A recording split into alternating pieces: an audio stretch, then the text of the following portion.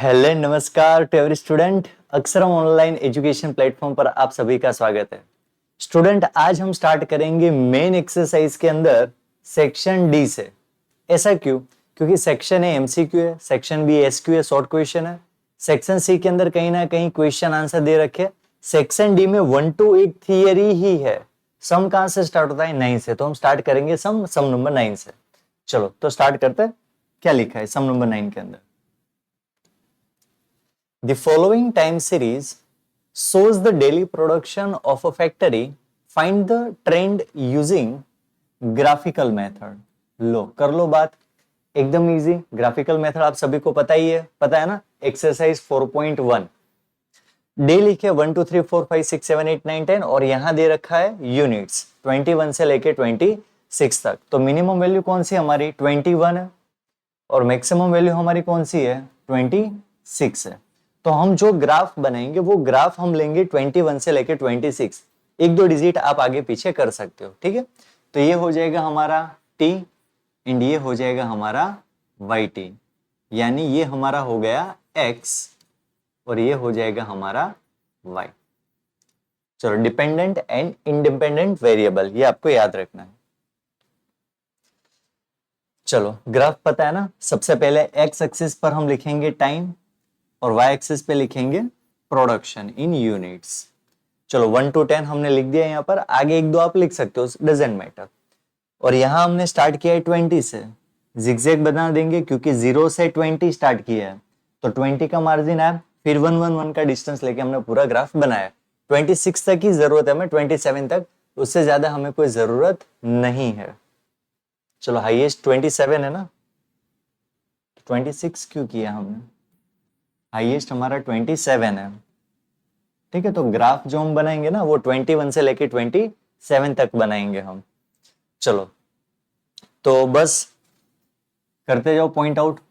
First 21 consider करना है, तो फर्स्ट में 21 कंसीडर करना है। उसी तरह सेकंड 22, फिर 3 के अंदर 23, 4 के अंदर 25, 5 के अंदर 24, 6 के अंदर एज इट इज 22 करते ही जाओ। 7, 25, 8, 26, 9, 27 एंड 10 अगेन 26।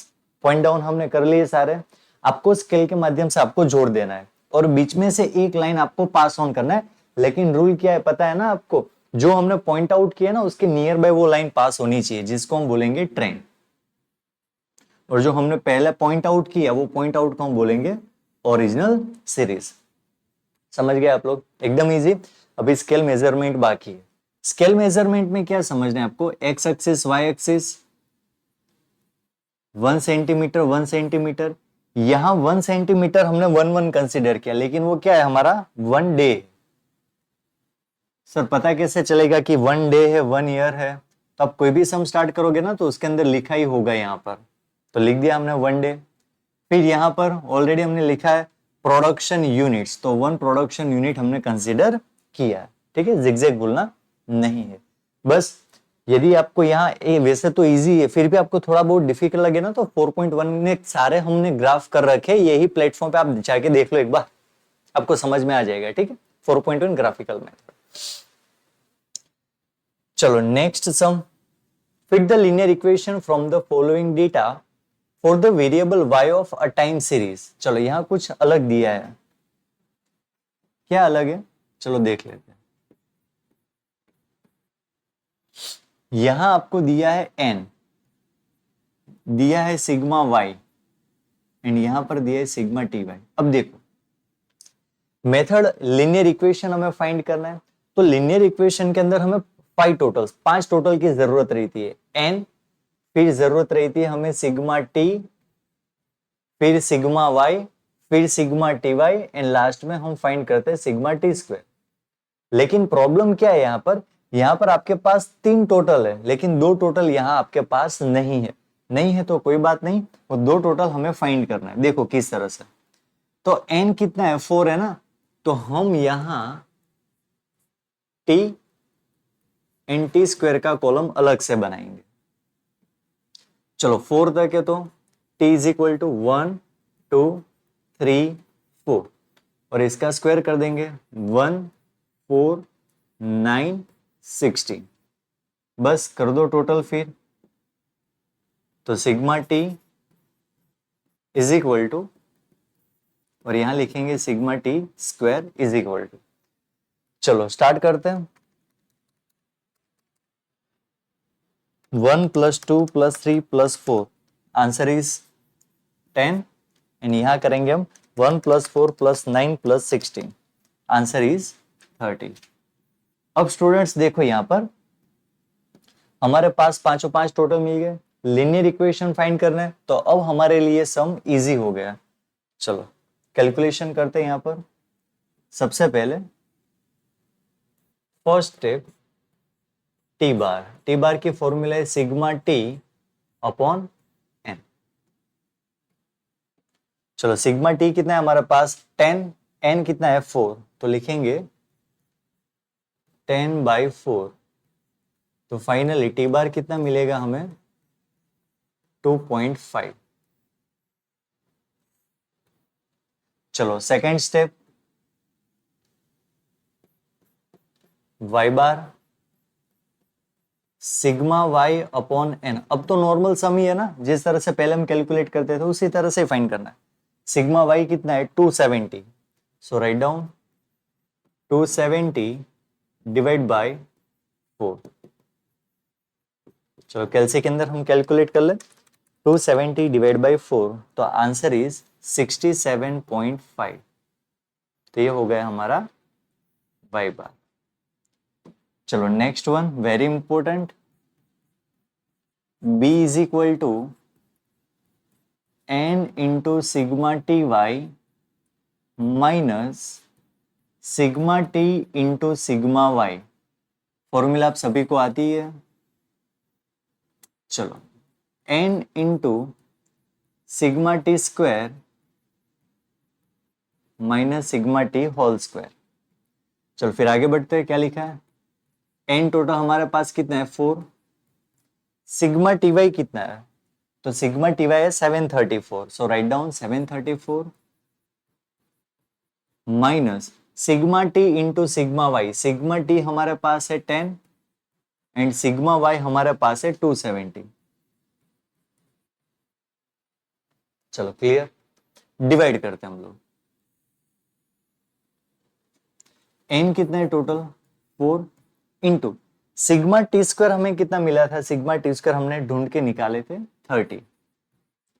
एंड पता है ये ऊपर जो भी वैल्यू होगी यहां पर वो वैल्यू को यहां पर स्क्वायर कर देना है, यानी टी का स्क्वायर हो जाएगा।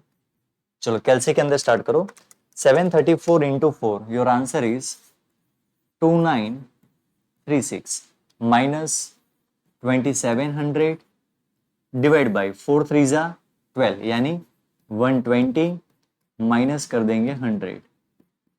चलो माइनस करेंगे तो कितने मिलेंगे हम 236 एंड यहां पर डिवाइड करेंगे तो मिलेंगे हमें 20। चलो तो करते हैं 236 डिवाइड बाई 20 11.8, तो b इज इक्वल टू हमें मिला 11.8। चलो यहां तक एकदम क्लियर। वैसे तो एक्सरसाइज के अंदर जो सम आता है वो रिपीटेटिव सम ही आते हैं, क्यों, क्योंकि हमने 4.1 कंप्लीट किया, 4.2 कंप्लीट किया, 4.3 कंप्लीट किया। एक्सरसाइज में थोड़े बहुत ट्विस्ट आते हैं, बाकी होता है तो ऑलमोस्ट सेम ही। चलो ए करके लिखेंगे Y bar minus B into T bar. चलो वाई बार कितना था हमारे पास 67.5, बी कितना है हमारे पास 11.8 एंड टी बार हमारे पास था 2.5। तो 67.5 माइनस 11.8 इंटू 2.5 यानी 29.5। चलो माइनस करते 67.5 माइनस 29.5, आंसर इज 38। तो हमें आंसर मिलेगा a is equal to 38। And last step is very important, Y cap, Y cap is equal to A plus B into T. Clear है? चलो हमारे पास ए कितना है, तो A is equal to 38 plus B, B कितना है हमारे पास 11.8 इंटू टी लिखेंगे। क्यों ऐसा? क्योंकि यहाँ पर टी की वैल्यू नहीं दी है कि ये ईयर का आपको फाइंड करना है, ऐसा कुछ नहीं बोला। यदि बोला होता तो हम टी की जगह वो वैल्यू को रख देते। ठीक है, चलो तो लिखते हैं लास्ट में, हेंस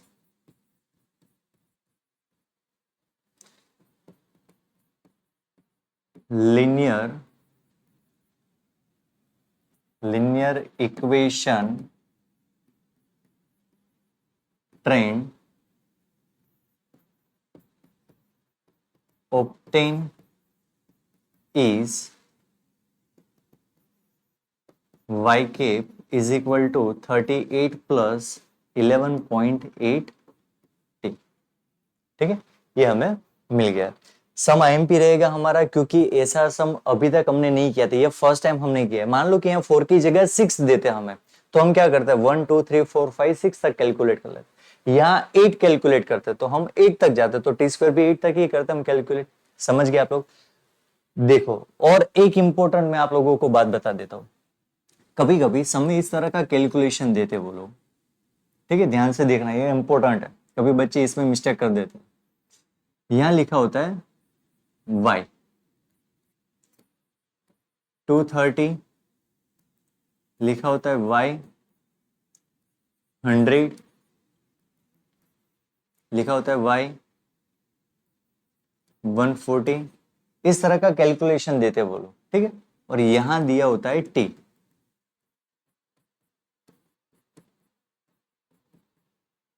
t 1 3 2 4 5।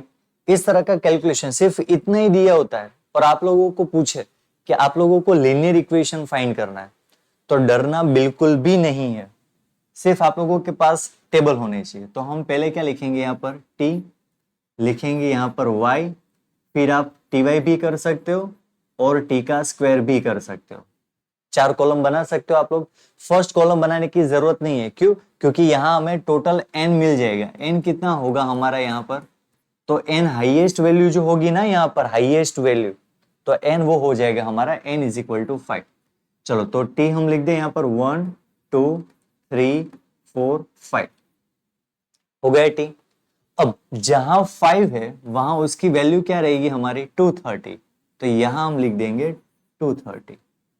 ठीक है, टेक्स्ट बुक में एक भी सम ऐसा नहीं है, आप प्रैक्टिस सीट करोगे ना तो इसके अंदर कभी कभी ऐसे सम पूछ लेंगे, तो इस तरह का कैलकुलेशन होगा। जब हमारे t 1 एंड 3 हो तो वहां में क्या लिखना है, 100 लिखना है, तो 1 एंड 3 में क्या लिख देंगे, 100 एंड 100 लिख देंगे। एंड 2 एंड 4 है तो वहां क्या लिखेंगे हम, 140 लिखेंगे, तो यहां हम लिख देंगे 140 140। हो गया क्वेश्चन तैयार। अब आप आगे कैलकुलेशन कर सकते हो, टी वाई यानी इन दोनों का मल्टीप्लीकेशन, टी का स्क्वायर हो जाएगा टी स्क्वायर। क्लियर, इजी है। चलो तो सारे 5 टोटल मिल गए, n 5 है, सिग्मा y यहां आपको मिल जाएगा sigma y, sigma T Y, इसका टोटल सिग्मा टी वाई हो जाएगा। फिर हमें मिलेगा सिग्मा टी, यहाँ सिग्मा टी मिल जाएगा, और टी स्क्वायर जो हमें मिल जाएगा यहाँ, है ना। तो ये सम भी इंपॉर्टेंट है ही, आप एक बार जरूर से प्रैक्टिस कर लीजिए। ठीक है, मोस्ट इंपोर्टेंट सम 3 मार्क्स के अंदर या 2 मार्क्स के अंदर पूछ सकते हैं। ठीक है, बाकी ये सम तो आपकी टेक्स्ट बुक में ऑलरेडी दे ही रखा है। बस आज के सेशन में सिर्फ इतना ही। ये पीडीएफ आपको डिस्क्रिप्शन बॉक्स में मिल जाएगी, साथ में प्रैक्टिस सीट भी मिल जाएगी। अच्छी तरह से प्रैक्टिस कीजिए। मिलते हैं नेक्स्ट सेशन में, तब तक के लिए bye bye, have a nice day.